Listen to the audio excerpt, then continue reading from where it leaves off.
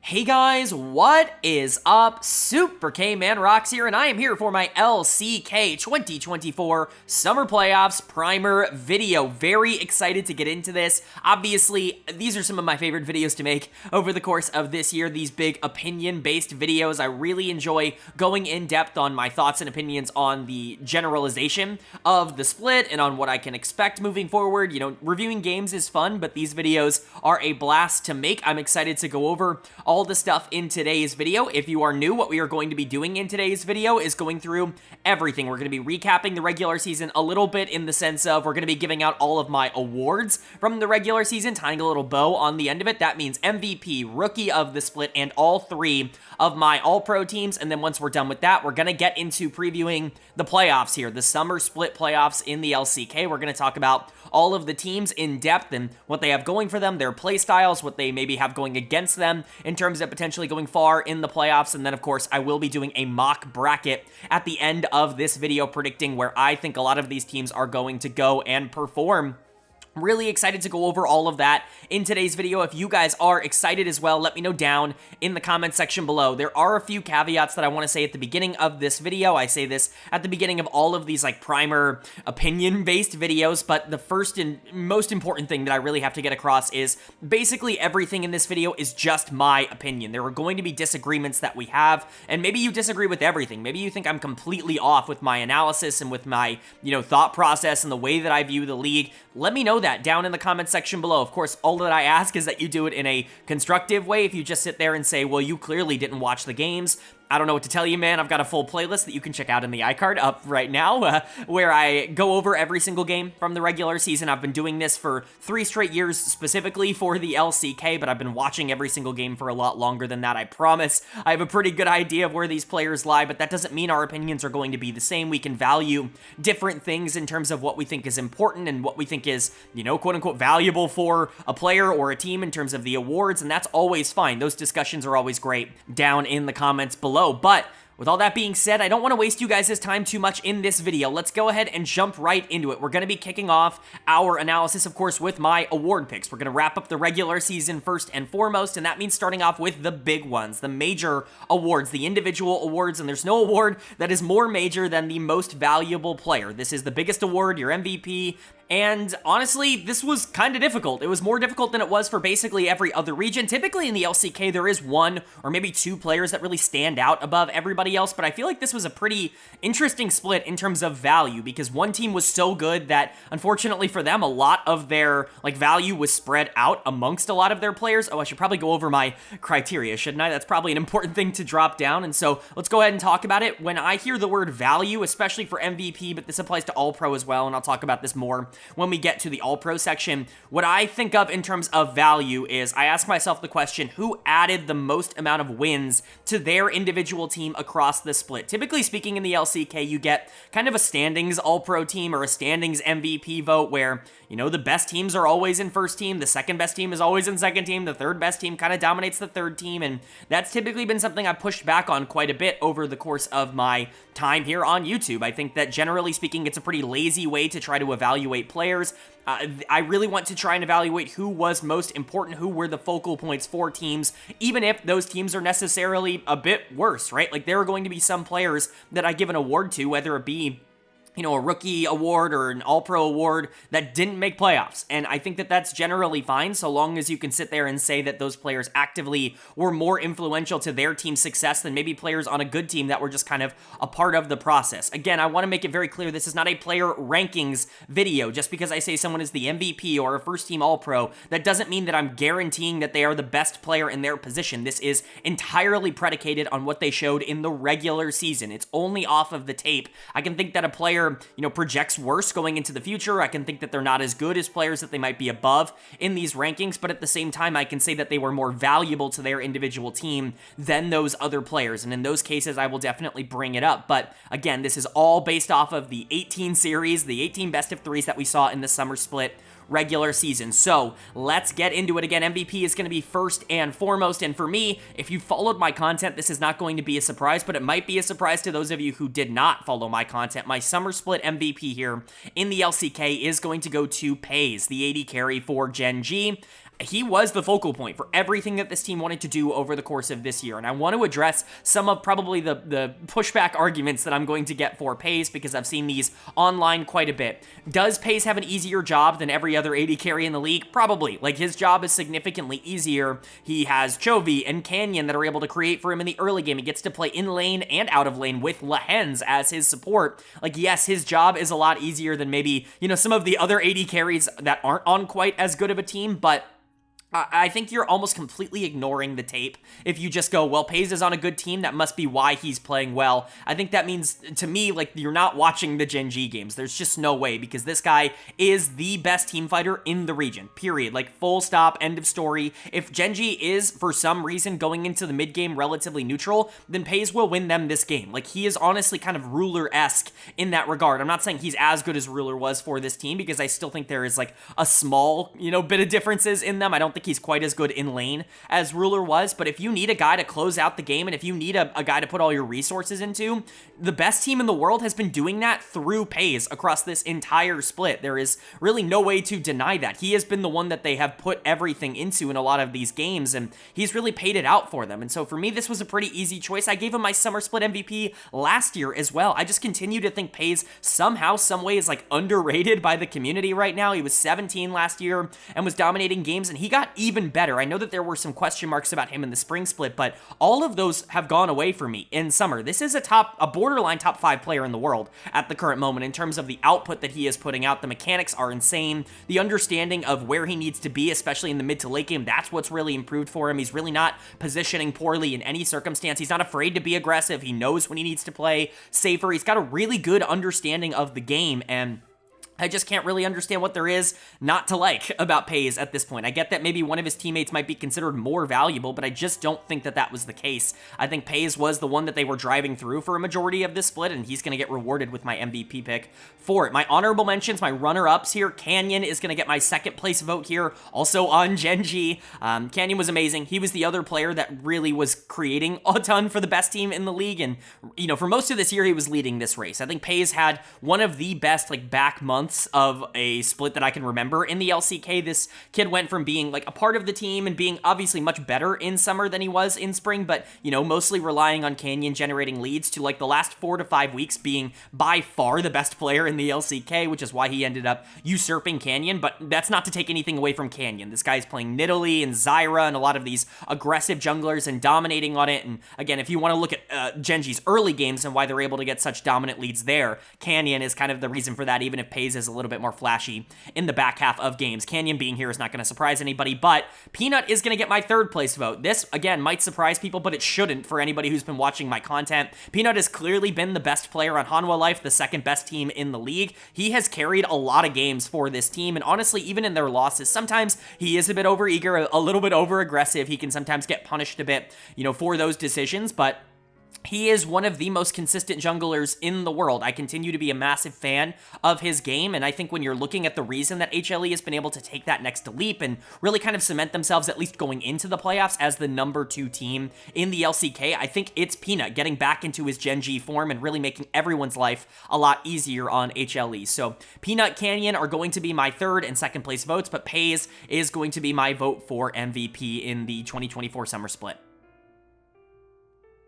But then moving on to my other big main individual award here, and that is, of course, Rookie of the Split. I don't remember if the LCK does Rookie of the Split or if they do Rookie of the Year. I always do Rookie of the Split regardless, just because I think it's more fair. Just so much changes between spring and summer. I don't know if it's entirely fair to compare both splits and try to give a yearly award in that regard for Rookie, but at least for the LCK, where the two splits are very defined and they're long enough where they have their own kind of separate metas and things like that, I think Rookie of the Split is fair. This was a pretty easy decision for me, and I don't think this is going to get a lot of pushback. Rookie of the Split for me in summer 2024 is going to go to Lucid, the jungler for Dplus KIA.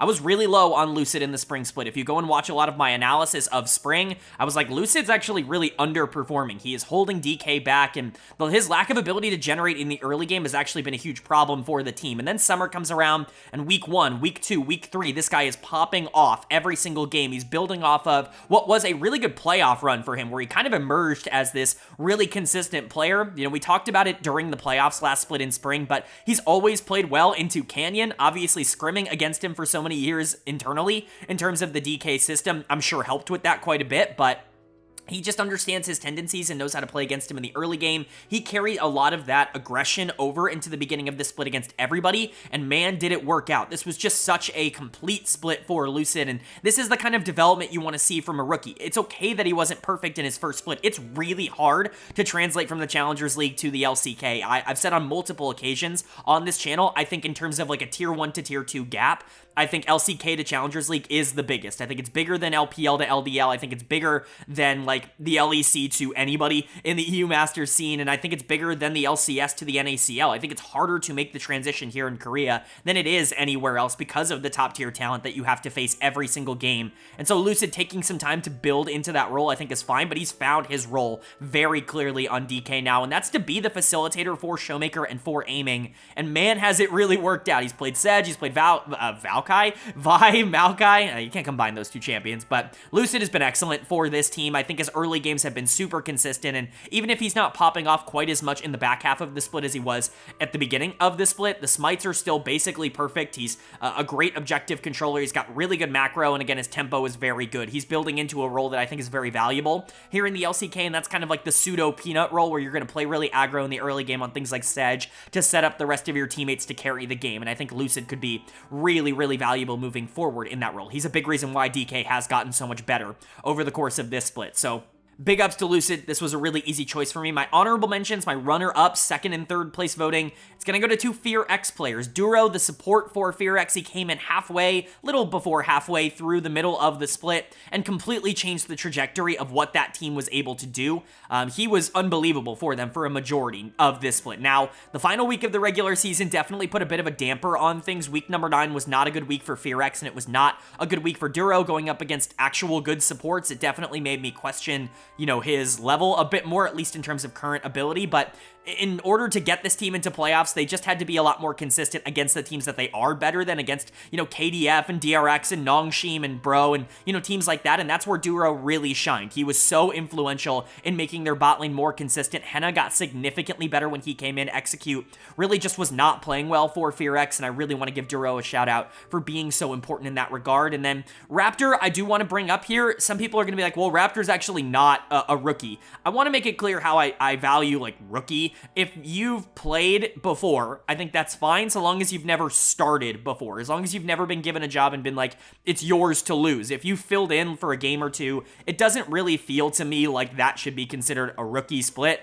Raptor has played games at the LCK level before, but they've been fill-in games. They've been, like, you know, temporary sub type appearances. This is his first time starting in the LCK as far as I remember, and I think that should qualify for rookie. Like, there really is no reason for that not to be a rookie year in my eyes, and so he is going to get on this list. Raptor's been a lot better than people are giving him credit for. I know people really want Willer in the lineup for FearX, and I understand that. Willer is probably a better player right now, but Raptor is one of those players that is so close to being Willer that I don't really understand why there is so much vitriol for him. He is so feast or famine for FearX. They play almost entirely around his early games, and quite frankly, he has the exact same style as someone like Willer. He's just like 90 to 95% of what he offered him. Willer was a good jungler, and so I understand why Raptor was the decision for FearX, and obviously it worked out. They ended up making playoffs, which I'm sure they're very excited about, but he's just going to get an honorable mention here because there were some bad series from him, but the good ones, you know, they were great. He won more games, I would say, for FearX than anybody across this split. He just also lost quite a few for them as well. So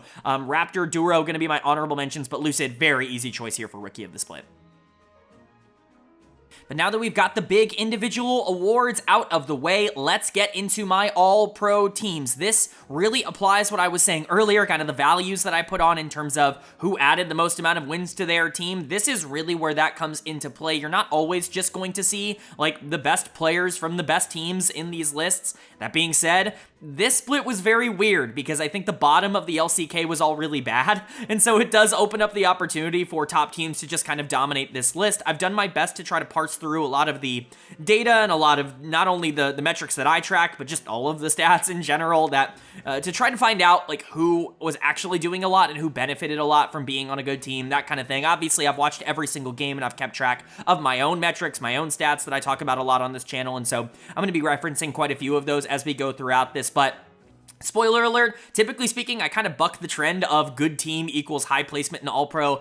It's not quite as easy, this split, to do that because I think a lot of the valuable players, a lot of the good players in the league were on the good teams because a lot of the bad teams just weren't winning all that much. It's hard to add wins to a team that isn't winning. So, you know, I'll just leave that caveat there. I'll definitely be mentioning some honorable mentions. There were a couple of positions where it was really hard to try to cut one of them. Like, there were 4 really good options, and, you know, I had to turn one of them down. 2 positions I can think of in general, but quite a few of them that I think are at least going to be brought up. But I don't want to waste you guys' time. Let's jump into the first team All-Pro list. It's up on the screen now, and this is where I'm going to get like, oh, you're such a hypocrite, because as you can see, it's the entirety of the best team in the league, but truly try to convince me that these aren't the 5 most valuable players to their team in the league. Like, there's just no way. Like, I can't justifiably make an argument in my head that any of these players deserve to be second team or below. They're just all the most valuable players. They all dominated their own individual matchups harder than anybody, and when that happens, I'm sorry, you're all going to get first team All-Pro, and so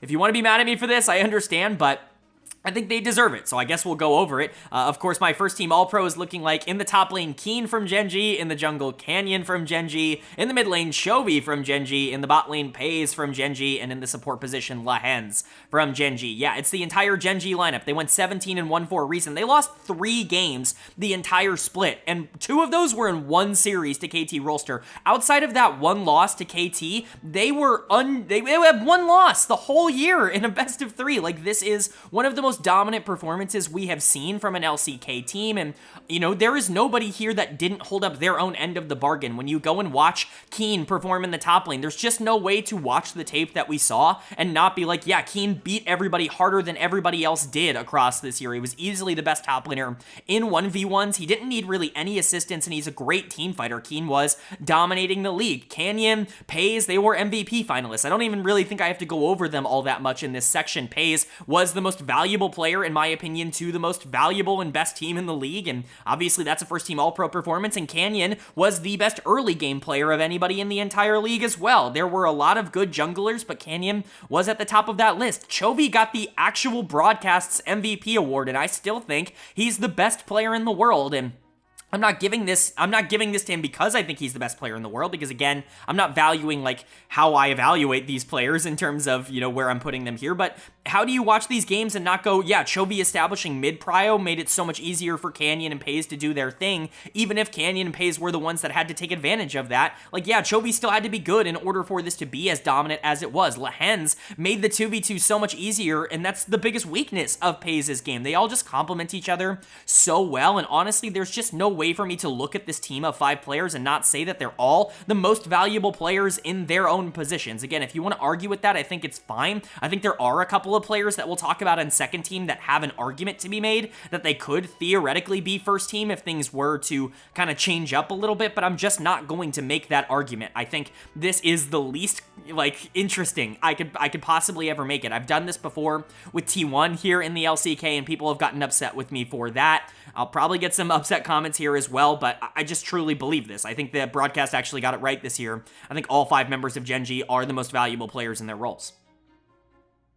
But that's it for my first team. Let's move on now to the more interesting second team All-Pro. I didn't want to spend too much time on first team. We're going to talk about Gen.G a tad bit later, and obviously there's quite a bit to talk about there, but this is the more interesting list. And second team, I think, is a lot more variable. There might be some surprises here for people, but I do believe these are the players outside of Gen.G that are the most valuable in their internal positions. Let's go ahead and go over it. In the top lane, it's going to be Doran from Hanwha Life. In the jungle, it's going to be Peanut from Hanwha Life. In the mid lane, BDD from KT KT Rolster. In the bot lane, Gumayushi from T1, and in the support position, Delight from Hanwha Life. This is where it really comes into play that not every position is created equal. We already kind of felt that in the first team. I'll be honest, Lehens didn't really stand out to me as somebody that definitely needed to be first team. If there was somebody that, could be replaced on that first all-pro team, it's definitely Lehens. The problem is support so far, at least in the LCK, has been the weakest and most inconsistent position, and so you end up landing on a situation where even if Lehens wasn't quite as dominant as his other 4 teammates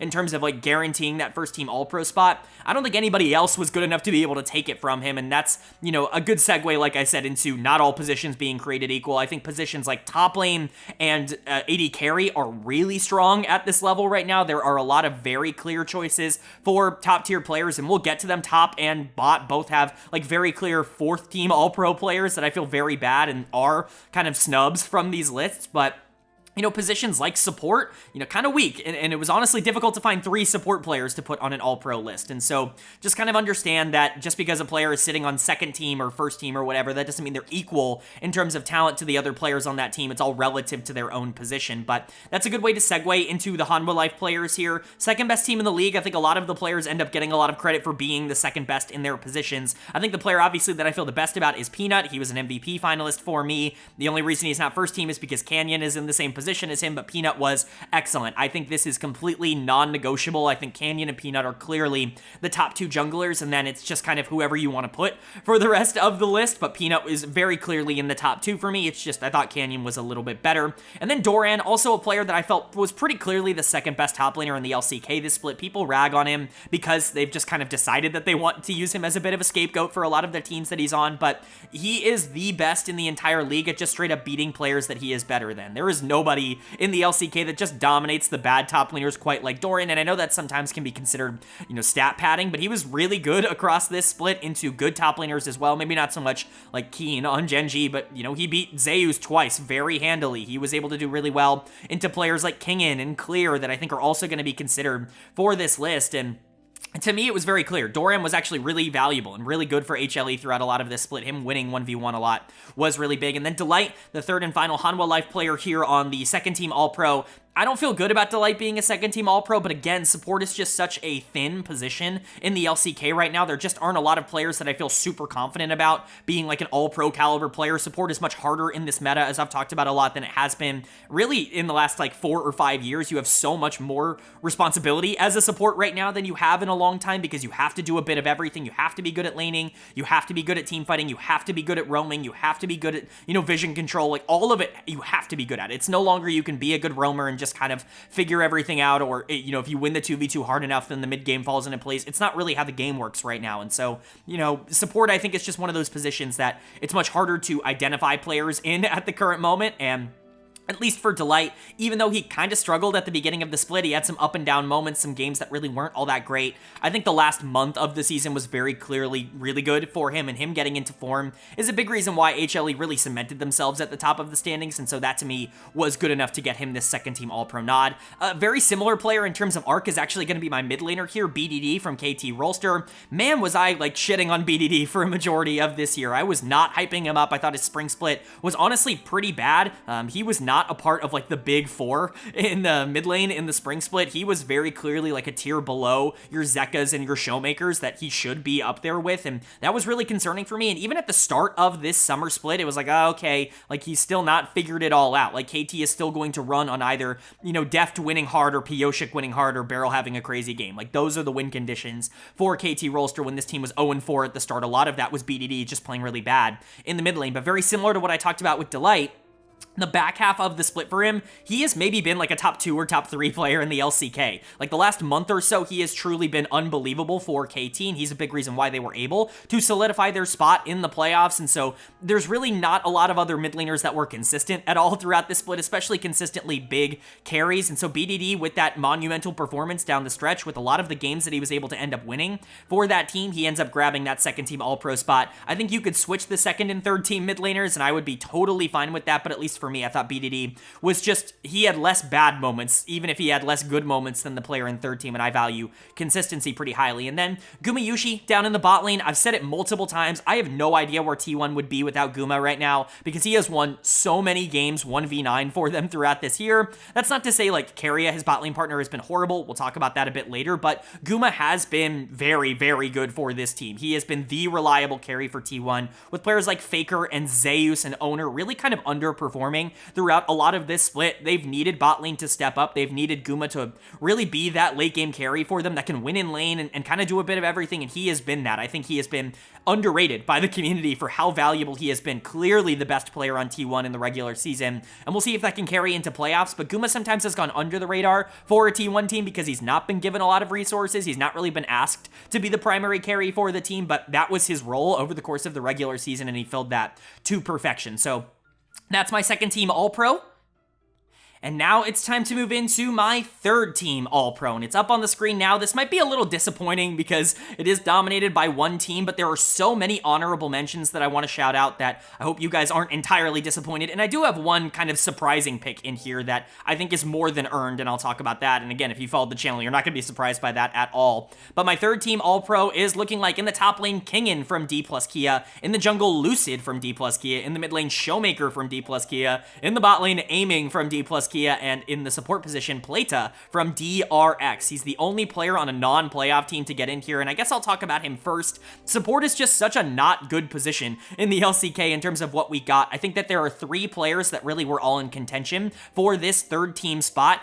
For a while, at least going into the final week of the regular season, I actually had Duro, the support for FearX, in this spot, and I really felt kind of good about that, but man, he just had to be okay in the final week, and he was not. He was like a borderline dud of the week type of player, and that knocked him out of this for me because I just don't think you got that same kind of inconsistency out of the other two players that I was considering. But man, Duro, even playing like less than like all of the split, like he wasn't playing all of the games, he got put in a little bit before halfway through. That was probably enough for him to be third team with how weak support was at this level. I think obviously the other big snub here is KIA, if you really want to include him, but man, KIA was not particularly good for good portions of this split. Again, T1 had real issues, and honestly, I wasn't all that enthused about KIA being on this list. He was probably my third option behind both Plata and Duro. He's probably my fifth team All-Pro support in terms of the performance that he put out in the regular season. You know, tell me that I'm crazy for that in the comment section below. I'm sure that there are going to be a lot of T1 KIA defenders that are like, actually, Guma was only really good because of KIA, and sure, like, if you want to believe that, I don't see it on the tape. It doesn't really show up in the games, but if that's what you want to go with, then I can understand it. But Plata, to me, is the one I landed on because I thought he was the most consistent. People give Teddy so much credit on DRX for doing so much, but Plata's 2v2 is genuinely one of the best in the entire league. His team fighting is really solid. He's just a very well-rounded support. That's not to say that he doesn't make mistakes as a young player. I say young player, but obviously he made his debut in 2021 as a player who's kind of building a resume to be considered, you know, one of the more interesting up-and-coming supports. I think that he still makes a lot of mistakes, but he does so many things well that other supports just don't have yet, and it's really easy to be excited about him as a potential future star for basically any team in the world. Like, he has all the tools necessary to get on a good team and to perform like one of the top 3-ish supports in the world. He's got everything that he needs to do. His mechanics are maybe the best in the entire support position, like in the entire league, maybe outside of KIA. Like, I don't know any mechanical god in the support position quite like Plata, who can just outplay a lot of these 2v2 situations. And his macro has certainly come along. Like, he is not bad in that area either. And so I felt pretty good about putting him on third team. Again, maybe this is a bold take, but it really shouldn't be. I think support is a very weak position, and DRX had a serviceable bot lane, and Plata was really good for them. He was their best player, in my opinion. But the rest of this list is DK players, and it's so funny because almost all of them have an argument to be made that they should not be on this list, that there is somebody else that should be taking their spot. And so we'll talk about that. We'll start with Kingin in the top lane. This is really a two-horse race for third team, in my opinion. I think the top two are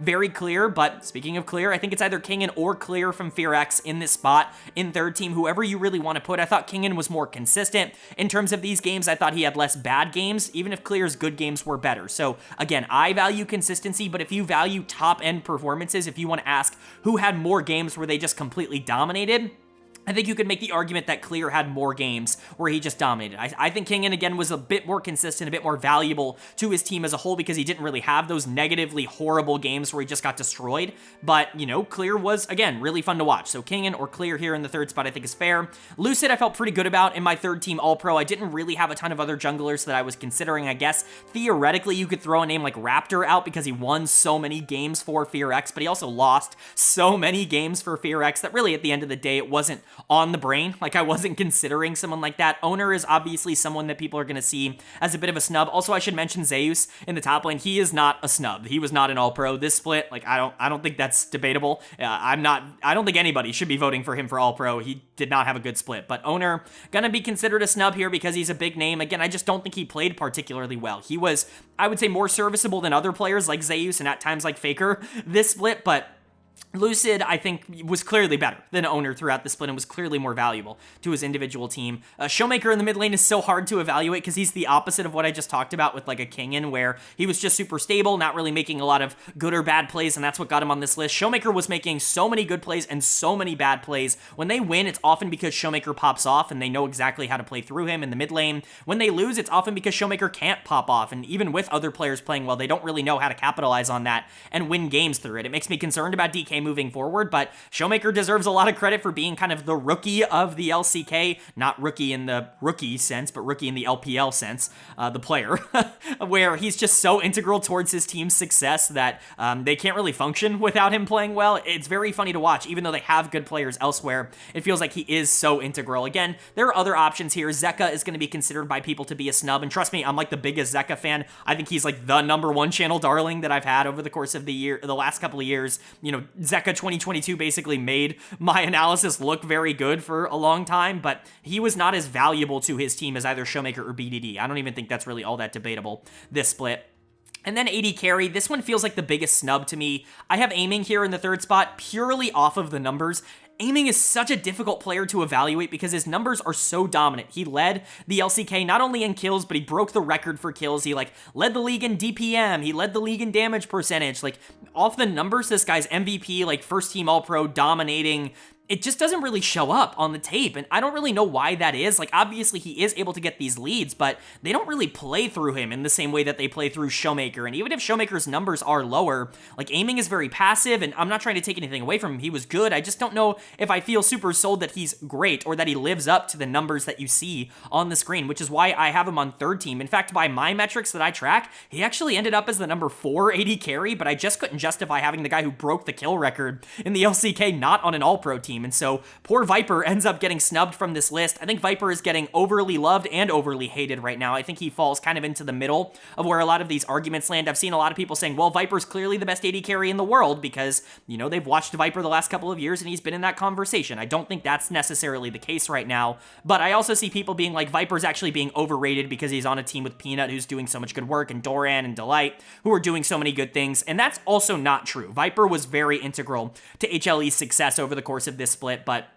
you know, again, it's always the gray area. It's always somewhere in the middle that I think a lot of my opinions end up landing on. It just feels really bad. I think Viper might have been better than Aiming, but again, it just feels so bad to leave Aiming off this list. So let me know if you agree or disagree with those All-Pro lists. Again, maybe not quite as anti-conformity as I typically have been over the last couple of years. I'm usually pretty happy to throw some, you know, weird players on these lists, some players from teams that aren't exactly dominating on this list. I just wanted to go with the players that I actually valued, the players, again, that fit my criteria of adding the most amount of value to a team, and these were the ones I ended up landing on. I just don't think a lot of the players on the lower tier teams, or even like the middle tier teams, were all that good over the course of this split. So these are my All-Pro teams. Let me know what you agree or disagree with, of course, respectfully down in the comments. But now that we've wrapped up all of our regular season analysis, let's go ahead and jump into previewing the playoffs.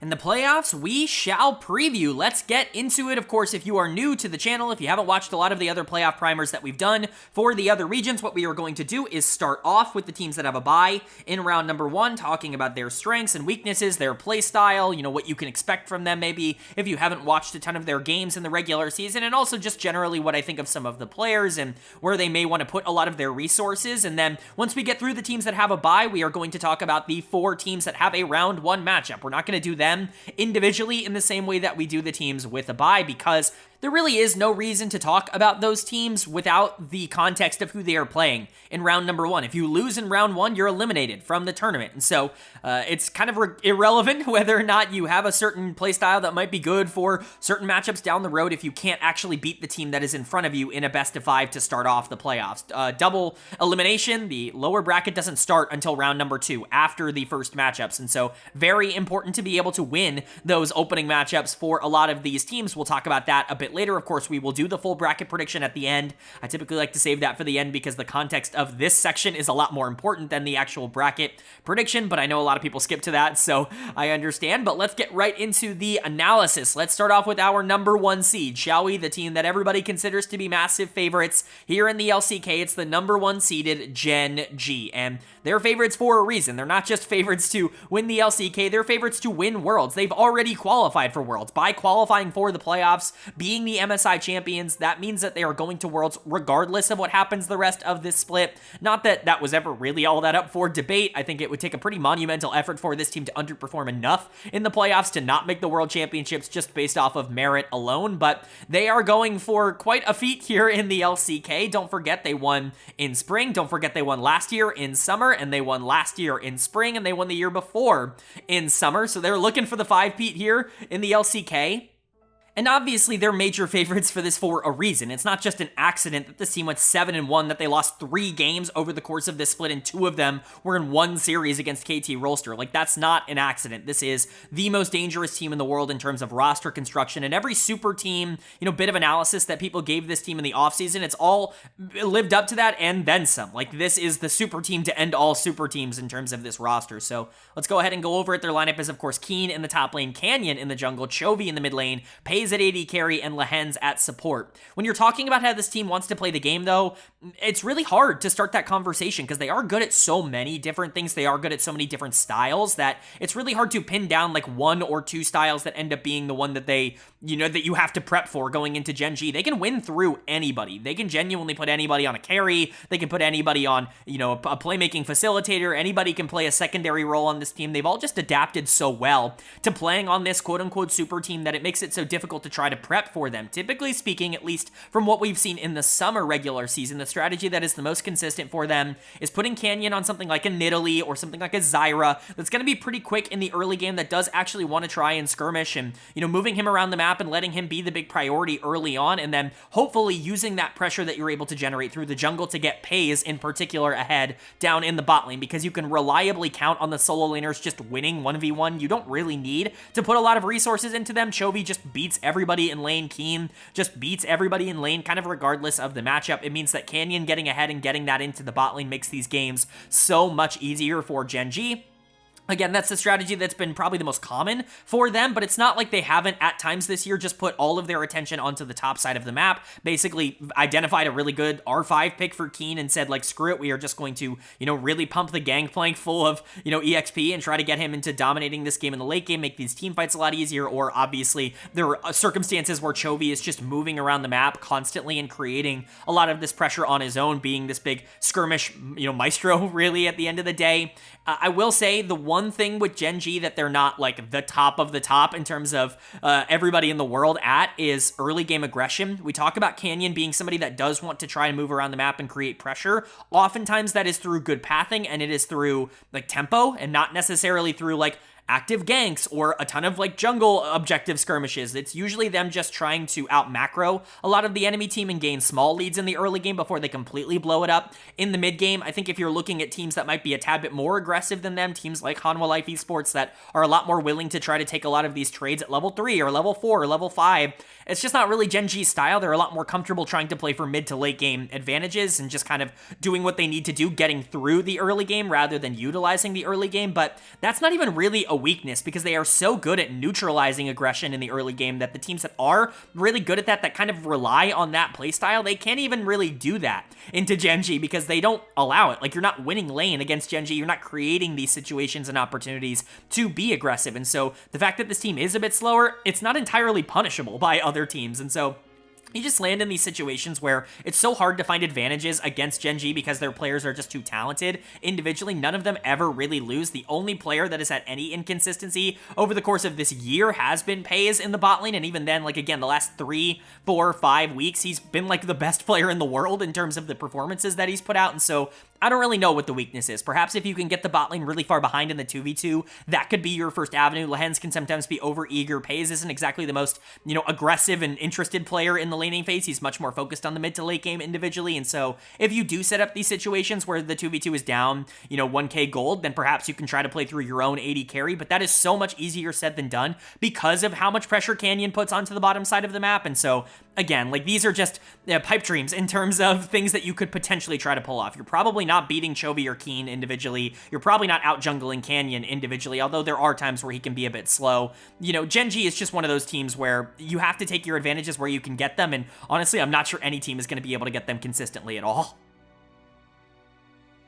And then moving on to our second team with a first round bye, the number 2 seed, and we've talked about them quite a bit in this video already. It's Hanwha Life Esports, and again, this team coming in as the number 2 seed is definitely a positive for them overall, getting that first round bye, immediately being in the double elimination stage. Like, you don't have any of that pressure on you, and I think there is obviously a lot of optimism surrounding this team, but you have to hope that they are able to hold on to some of the momentum that they've been able to generate, because they kind of lost a lot of it in that final series of the regular season against Gen.G, where they got slaughtered. Like, it was not close. It was not even remotely close, quite frankly. They got destroyed by the best team in the league, and it does raise questions about whether or not this team is, like, actually a contender to even be in the conversation for an LCK title. That's the goal for this team. You have so many players that have been champions in the past. You brought in Doran, Peanut, and Delight from Gen.G last year. You've got a world champion in Zeka. You've got a world champion in Viper, and so you're looking at a team that really wants to be competing not only to win the LCK, but to win Worlds, and there is, like I said, questions about whether or not that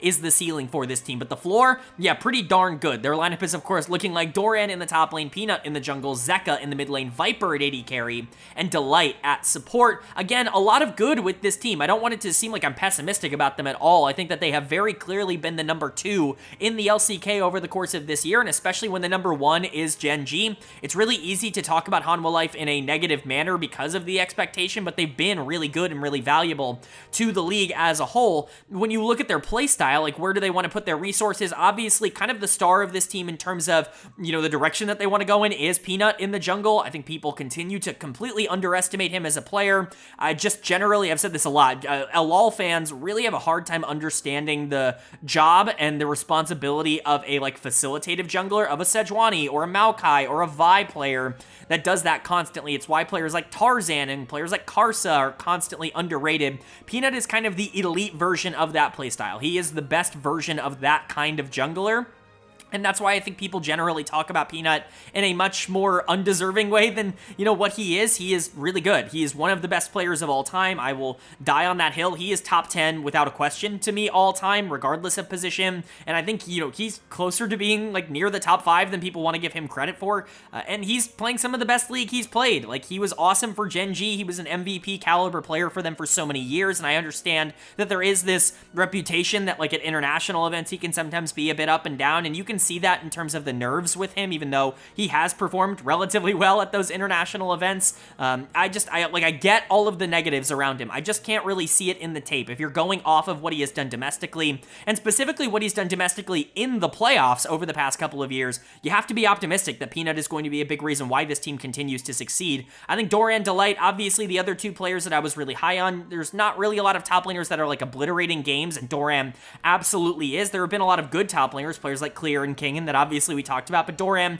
I think, is kind of a cut above them, even if he's not quite on the same level as Keen at the current moment. I think if you ask Doran to go into basically any other top laner that isn't Keen, it's probably a good thing for him overall. So he's probably going to win a lot of those matchups, and he is a real threat. And then Delight is obviously a really good player in the support position, especially with a lot of supports really struggling. His really strong second half, I think, is going to carry through. I think this team is going to start relying a lot more, though, on their, multiple-year players, the players they didn't pick up this offseason, Zeka and Viper, who were on this team last year. Zeka, I think, has been good. Viper's been really good. Like, I'm not trying to downplay these players, but they've not exactly been game breakers in the way that maybe you would hope that they would have been on this team. Viper, in particular, I think, has really we've been waiting for that big breakout, for him to reassert himself as as the number 1 AD carry in the world, like he probably should be in terms of the talent that he has. He's had a good year, he's just not had a great year, and I really want to see if that breakout can happen. If he can dominate some games in the way that he was at times last year for HLE, then I think this team could, theoretically win the finals. They certainly could make the finals at that point very easily, but, Zeka's a huge channel darling. I really trust him. I honestly think he's been, I'm not going to say underrated because he was second team All-Pro on the broadcast because he plays for a good team, but he's been really good over the course of this split, and I think sometimes we just lose that because he's not getting a lot of resources from HLE. Peanut generally wants to put things into either Viper or Doran, and Zeka has kind of been the odd man out in terms of resources and like dominant carry performances, but he really doesn't lose all that much in the 1v1. He is definitely one of the strongest laners in the region, and so you're sitting in a circumstance where they're very aggro in the early game, trying to play through things like Sejuani and Vi, and they try to snowball the game out of control. They very rarely go into the mid game with a deficit, and that's what makes them so dangerous, but that's also a big reason why Gen.G was able to handle them so cleanly, because Gen.G is able to neutralize a lot of that aggressiveness in the early game. They're really able to create these situations where they're going into 15 minutes neutral with HLE, and then all of a sudden those games become a lot harder for HLE to win because they're really not that late game 5v5 focused kind of team. They rely a lot on that early game snowball, and so we'll see if that can end up developing for them. I think Viper really becoming that star, or even Zeka really becoming that star in team fights, could really elevate this team and make them a lot more well-rounded, but at least for now, if they're going to rely on jungle and top and, support to the extent that they've been doing over the course of this split, I think that they are a very, very great team that might just struggle a bit to be able to take that next leap into number 1. But then moving on now to our first round matchups. We get to kind of preview the first round here because, as I said before, no use previewing these teams individually. If they can't win this first series, then nothing else really matters. They're going to be eliminated from playoffs either way, so you gotta win, or you are going to the regional qualifier instead of being able to qualify through the playoffs. Our first matchup is going to be the higher seed taking on the lower seed. It's the number 3 seeded Dplus KIA taking on the number 6 seeded BNK FearX, and really excited to see where this goes. I think this is obviously the less close of the two series, not only because they're the farther seeds, it's the top seed in round 1 versus the bottom seed in the entire playoffs, but I do think that FearX is like a cut below everybody else. The top 5 feel kind of like a clear top 5. Maybe KT Rolster isn't exactly always in that, but they certainly are more competitive than a team like FearX. I think something would have to go incredibly right for this team to be more competitive than maybe I'm anticipating. They do have some interesting pieces, but Dplus KIA are absolutely favorites for this series, and it shouldn't really be all that difficult to explain why. So we'll go over it. Of course, their lineups for Dplus KIA. Their lineup is Kengan in the top lane, Lucid in the jungle, Showmaker in the mid lane, aiming at AD carry, and Moham, I believe, is going to continue to play in the support position. And then for FearX, their lineup is looking like Clear in the top lane, Raptor in the jungle, Closer in the mid lane, Henna at AD carry, and Duro at support. The only question is whether or not Moham or Kellen will end up playing. Kellen has not been playing in quite a few weeks. For Dplus KIA, they have clearly wanted to go towards Moham, and it's kind of worked out for them. Kellen offers a lot of positives that Moham is just not able to replicate in terms of macro and vision control and just generally setting the tempo in the mid game, where Kellen is one of the best supports in the world. But Moham has actually been pretty good for this team in terms of the aggressiveness in the 2v2 and setting aiming up to be in a better spot, and so it clearly might be the direction that they want to go in. They tried something like this last split with Bible, but they put Kellen back in the playoffs, regardless of the fact that Bible had been playing for weeks leading into playoffs. I don't think that will happen the same time here with Moham, but I guess you never really know. It could theoretically be Kellen as it was last split for this team, but I'm going to assume it's going to be Moham in the support position. But we can go kind of roll by roll, talking about where I think each team has their advantages and disadvantages. I think if FearX is going to be looking to win this series, pretty much all of it is going to have to come through the top side of the map. I think a lot of it is going to have to be Clear and Raptor just kind of being really good for this team. They've been the most consistent carries and the game winners for FearX over the course of this split. I have 6 of their 8 series wins attributed to both of them. I think Henna and Duro obviously are solid, but I just don't expect them to be able to get the same kind of leads against aiming and Moham because they are so good at playing weak side on the bottom. But I do think if there is a circumstance where Clear or Raptor is really able to get ahead, Raptor in particular on things maybe like Xin Zhao, if you're able to push the tempo a bit more, perhaps that could be advantageous to FearX, but even then, it's quite a big ask, I would say, generally speaking. I think you can look down the list for DK and actually just kind of favor them in basically every single role in every single matchup. Let's talk about mid lane first and foremost. Showmaker taking on Closer. Showmaker should definitely be the better player here. Closer, I think, has been better this split than maybe he has ever been. I've really never been that high individually individually on Closer. I think that, throughout his career, he's constantly been overrated because he is a T1 product, because of a lot of the hype that he generated at the start of his career when he was, taking some time away from Faker on T1. But ever since coming over to Sandbox, to FearX, he's just kind of been a guy. Even when he was an All-Pro, he got that more so because his jungle and bot lane were really good, rather than him individually actually being a good player. I think he's just consistently been an average to slightly below average mid laner, and this split he has firmly cemented himself in the average category, which to me is an upgrade over what he has been in previous years. But I don't think he's a game breaker, and Showmaker should be better than him. He should be able to take advantage of that matchup. That being said, Showmaker is not the most consistent player in the world. Sometimes you get a really good Showmaker, and sometimes you get a really bad Showmaker, and if you get the bad one, Closer is, relatively good enough to go neutral and to stay, good in that matchup. I would be very surprised if Closer was actively winning in the mid lane though, because Showmaker, even when he's playing bad, he's not the kind of player that just gives over advantages for free in the 1v1, and Closer is certainly not aggressive or, really enough of a focal point to really carry games like that for FearX. He's just not been that over the course of this split, so I would say mid lane's very in favor of DK. Like I said, bot lane probably in favor of DK as well, even again with Henna and Duro probably having each of their individual best splits. I mean, Duro obviously, he's a rookie to the LCK, but Henna probably having the best split of his career here so far on FearX. All of that, aiming is just, better. He's just better at the things that AD carries do. Again, I'll reiterate what I said in yesterday's video talking about week number 9. Aiming is a master at the AD carry things. He's not exactly the player that goes above and beyond and is super aggressive and breaking the rules of AD carry like players like Elk or Jackie Love or even a Viper or Gumayushi do. Those players often break the rules of the position in order to advance their spot and get them resources that other players aren't able to get. Aiming isn't going to do that, but he is going to do the AD carry things, the by the book ADC things, better than almost anybody else in the league, and so it sets up these circumstances where obviously his numbers look amazing, and by that factor, I think he's just going to be better than Henna, who can be pretty inconsistent. But if Duro actually has a good series, which I think is possible, Moham is not exactly the pinnacle of consistency at the support position. If Duro can come out and play really well, perhaps they can do something through him around the map, try to get him and Raptor on the same page moving around. I think that could be possible, but bot lane definitely has to go in favor of DK on paper for me.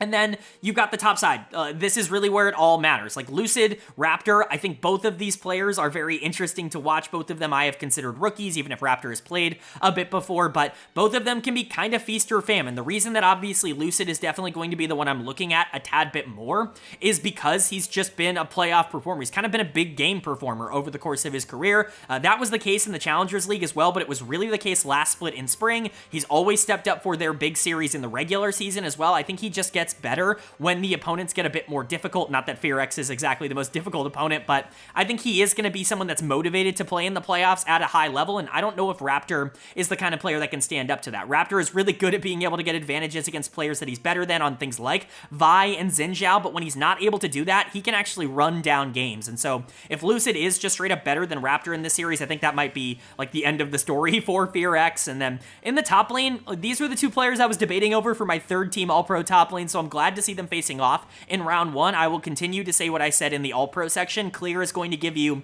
a higher upside in terms of the good games that you're going to get. He can really pop off and dominate games on things like Gnar and Kennen in particular if he's able to get to those late game team fights, but Kingen is overall going to be significantly more stable, and I think if there is isolation in these 1v1 matchups, I would expect Kingen to be better 1v1 at being able to just kind of slow the pace down, allow the rest of his team to win across the map, and really neutralize Clear, who has been a big win condition at times for FearX. And so obviously, you can probably guess who I'm favoring in this series, as you can probably hear from the way that I talk about it, but I do think FearX has some interesting things going for them, and they are kind of a feast or famine team. If you roll crazy high on-the-day performances from Clear and Raptor and Duro, I think it's possible to be able to win, a game and maybe even the series, but I think it's definitely going to be an uphill battle, and I don't know anybody who's going to be predicting them.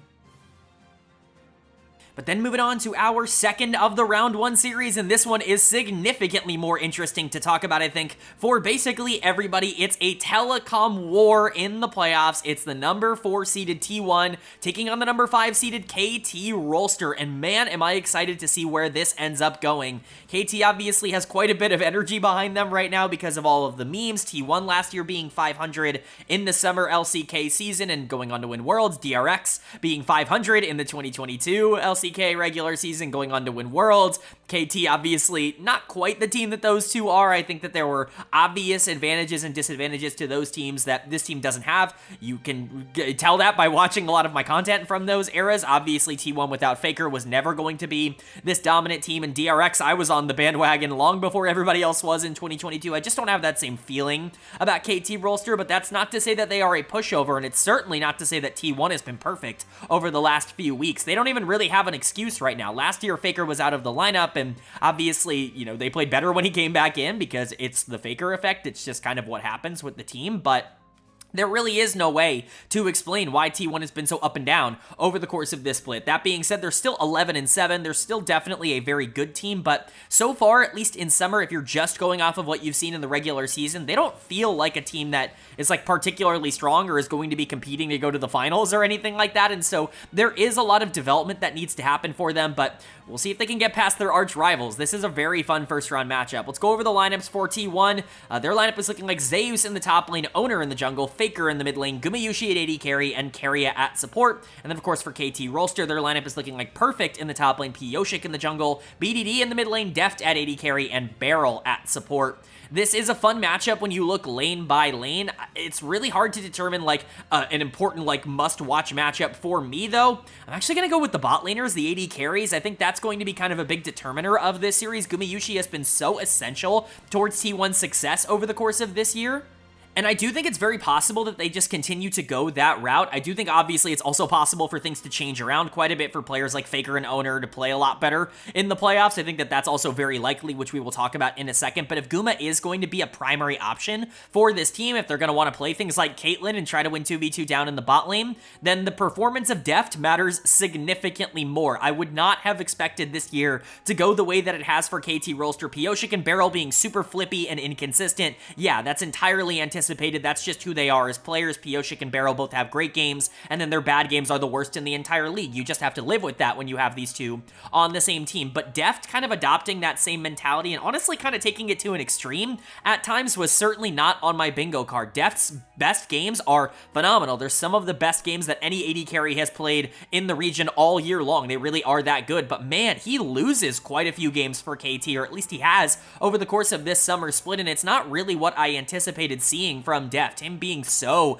feast or famine for this team, I think, has really affected their ability to play consistently, but there is a reason that they are the only team so far to be able to beat Gen.G domestically in a best of 3, and that is because when Deft steps up, it looks really good. And so if you're getting in these circumstances where Guma is actually a primary option for T1 and they're relying on him to be able to win early and translate that into the mid game, if Deft is playing bad and he's able to completely take advantage of that 2v2, T1's going to have a really easy time doing that. If Deft is really good and is actively winning the 2v2 regardless of the fact that they're trying to play through Guma, then T1 might actually be in a pretty bad spot. And so for me, when I look at like the key matchup of this series, it's Guma and Deft. I think that's going to be the important one with how these two teams have played. But of course, if you're looking for a T1 strategy, you just need them to get into form. We know that they should be pretty big favorites in this series if these players live up to their hype and not what they were in the regular season. Faker was just kind of a guy for T1 in the regular season. This is the worst split he's had in a little while. Very funny to say that because he had been on this run, like this stretch where it was just like amazing split after amazing split. It felt like Prime Faker was back in 2024 spring and 2023, which I talked about being one of the better years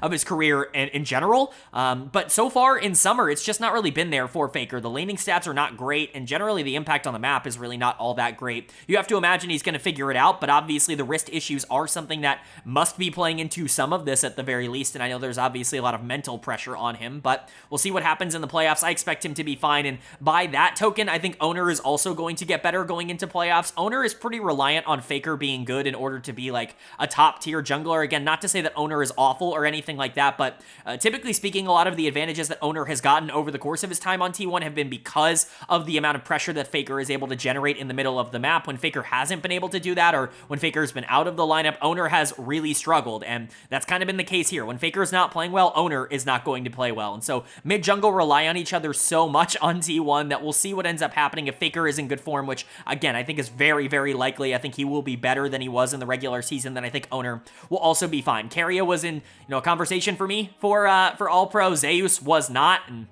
You know, the top lane matchup is kind of interesting in that regard because I like Perfect. I think he's actually been pretty good over the course of this split. Again, kind of feast or famine. The bad games look kind of bad, but the good games look really good from him, and there are moments where the rest of the team for KT is getting destroyed, and Perfect is actually able to recover and kind of keep that situation alive. If that actually is something that is, you know, true here for KT, even if Deft isn't in a great spot, if Perfect can actually start popping off, and if you're getting a good performance out of BDD or Pioshik, which we'll talk about in a second, then maybe KT can do something there. And honestly, Zeus has not been consistent. He's been good, but he's really not been great at all over the course of this split. I think great is certainly a term that's just kind of out of reach at the moment. He's not an all-pro caliber player, but again, if he can get back to peak form, then this is not going to be a close top lane matchup, and you have to imagine that Zeus is going to consider himself at the very least a favorite coming into it. Owner and Pioshik is obviously the other one to watch here because Pioshik has such a good track record against T1. Over the course of his career, it's one of the teams that he has performed the best against because I think he gets pretty motivated for the games. If Pioshik can have a really great series, especially on things like Ivern, it's really tough to be able to play against that. And again, it's really all up to which team shows up on the day. I know I hate, like, oh, well, you know, I can't give you any analysis because, well, we're trying to project, but the projection is T1 probably wins, especially if Faker and Owner actually step up and play really well in this series, but there is a non-zero chance that KT Rolster just comes out and Pioshik plays awesome, and Beryl is really locked in, and Deft is really locked in, and all of a sudden this series becomes really hard to win if you're T1, and so it's a really interesting matchup. I think BDD is really the other player that we haven't talked about. BDD is great. Talked about him a bit in the All-Pro section, but not in this one. He has been awesome towards the back half, like legit a top 3 player or so in the LCK over like the last month of the regular season, but was very shaky before that. And again, if Faker is in form, you have to imagine Faker's peak is going to be better than BDD's, even if BDD's floor has been better than Faker's over the course of this split. So quite a bit up in the air for both of these teams. T1 is definitely going to go in as minor favorites because KT is just so inconsistent, and T1 always gets the playoff buff, but at least from a roster construction standpoint, from a matchup perspective, like there is a real opportunity for either of these teams to be able to take a win here. Alright, but that is going to do it for my LCK Summer Playoffs Primer video. At the very least, everything leading into my full bracket prediction here for the Summer Playoffs. We've previewed every single team. We've wrapped up the regular season by going through my awards. It's time to go into my predictions. Again, I want to make this caveat. For those of you who skipped to this section of the video, I really recommend you go and watch the other sections because there is a lot of context that I'm just not going to include in this bracket that would make a lot more sense if you did watch the rest of the video. I know a lot of people jump around, so I always just want to give that caveat, but for those of you who have watched it, let's get into it. I'm very excited to go through this. Once again, I want to reiterate, as I always do, I'm not expecting this bracket to be 100% correct. I've only done that once ever. It was in the LCK a couple of years ago, and it's just really hard to do that. Like, a fully correct bracket is like genuinely almost impossible. Typically speaking, things would have to be so predictable and kind of a boring playoffs for it to pull itself off, so I would much rather be wrong in a couple of areas, but these are my educated guesses, and again, I'll give reasons for why I'm ending up, you know, preferring certain teams over others as we move along, but let's jump right into it. The first series that we have on top here, T1 taking on KT Rolster, the Telecom War here in round number 1. I've got T1 picking up the victory. As you can see, I'm not moving them on to round 2 yet because it is selection for Gen.G depending on who ends up winning in round number 1, but I think T1 is just going to be able to figure things out going into playoffs. I would be really surprised if this team doesn't level up another gear going into this, and as much as I like KT Rolster, and as much as honestly I think they would have a shot to beat a team like Dplus KIA if they were up against them, they're not. They're up against T1, and I think T1 is just a better team, and so I have them moving on. Then you've got the other round 1 matchup, Dplus KIA taking on FearX. This one much easier. It's going to be Dplus KIA moving on to round number 2. And as you can see with selection, maybe controversially, I don't know, I have Gen.G selecting Dplus KIA. I think that that is significantly more likely than them picking T1 in this instance. I think they would rather play DK, and you know, as good as I think DK is, I think they absolutely have their own flaws. FearX just not one of those teams that's going to be able to take advantage of that, in my opinion. DK are pretty heavy favorites, and honestly, this has sweep written all over it, if only because Fox is just one of those teams that I don't really trust all that much, and if you are getting that level up performance from players like Lucid in the playoffs that we've seen in the past, then I imagine this will be very DK favored, but That brings us into top 4, where the double elimination stage of the bracket ends up starting. On the top side, I've got Gen.G taking on Dplus KIA. Like I said, I don't think I really have to go into too much detail as to why I think Gen.G would pick DK over T1. T1 is a much scarier opposition if they are in form than DK, who you feel very comfortable that you should be able to beat, and I'm going to agree with that. Gen.G should be able to beat DK. I have them moving on. The only thing that I think is worth noting is that Canyon has played pretty poor into Lucid in the past. That matchup has pretty much always been in favor of Lucid since the spring split. That could be something to monitor. Perhaps that actually leans them in favor of a team like T1, but I certainly don't think it's enough, and I think Canyon is in good enough form. And honestly, in summer, it's not been as pronounced as it was in the spring split that Lucid was as good into Canyon. So Gen.G are definitely favorites here, and DK moves down into the lower bracket. And then Hanwha Life taking on T1. This is the most interesting matchup in the entire bracket for me, and I think for a lot of different people. This is kind of the determiner for the second best team in the league, in my opinion, and at least in this upper bracket matchup, I've got Hanwha Life moving on. I think they're just better right now. Quite frankly, I'm just very concerned about T1, especially if they're not going in to playoffs with the most amount of confidence in the world. I think they were good in the final week of the regular season, obviously, but I don't think that they were dominant in the way that maybe they wanted to be, and I think they need to develop more down in the lower bracket. We'll talk about that, but HLE moving on. Then Dplus KIA taking on T1. Who's going to get 4th place? I have T1 winning this series. DK is going to be out here in 4th. To me, I think T1 just has more upside, and again, I just trust that this team is going to be able to figure something out in the playoffs and get things under control. Faker has never really had a miserable playoff performance. There have been better ones than maybe all of them, but, you know, not every playoff series is going to be perfect, and I think even with Faker kind of struggling at times for this team, I think he's going to be just fine moving into a series like this against Showmaker, who he always tries to step up and play well against. I also think that the bot lane matchup that typically would be in DK's favor is actually in T1's favor at this time. So T1 is going to be moving on to that semifinals matchup, but winners finals here, Gen.G taking on Hanwha Life.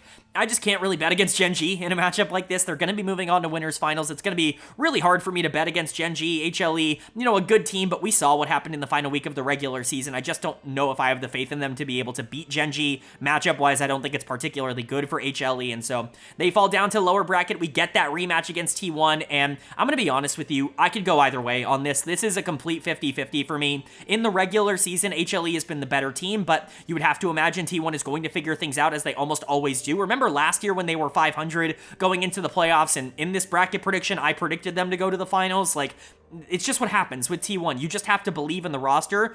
I'm actually not going to go with them here, though. I'm going to go with Hanwha Life.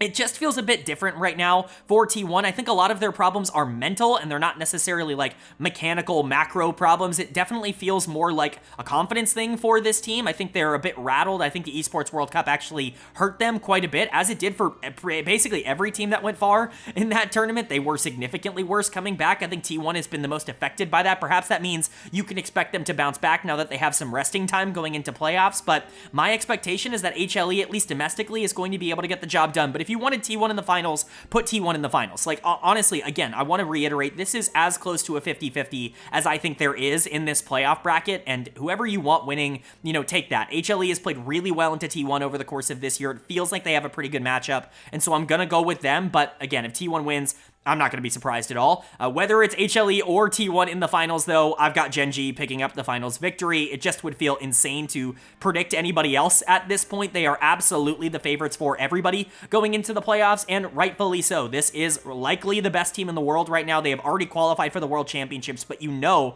that they want to go as LCK's #1 seed. They want another championship, a 5th in a row added to their collection, and I think they should be able to get it regardless of who they are going against in the finals. But let me know if you agree or disagree with that assessment down in the comment section below. Do you think it's as simple as Gen.G winning out, or do you think a team like HLE or T1 or even Dplus KIA, even KT Rolster, do you think somebody else has a chance to be able to make that run happen? Would always love to hear your thoughts and opinions down below, but if you enjoyed the video, leave a like. It really does mean a lot to me. Lets me know you guys are enjoying the content, and it does help get this video out to a lot more people, which I'm always very appreciative of. If you're new here, hit the subscribe button. The LCK playoffs are coming up. We're covering every single round on this channel in depth, as we do every single year, and we also cover all 4 of the major regions, so LCS, LEC, LPL, and NACL, Tier 2 over in North America. So if you want a comprehensive overview of everything going on in LoL Esports, especially with Worlds right around the corner, this is the place for it. Hit subscribe and hit that bell so you can be notified when those videos do go live. But of course, with all that being said, I hope you all are having a great day. I hope you continue to have a great day, and I will see you all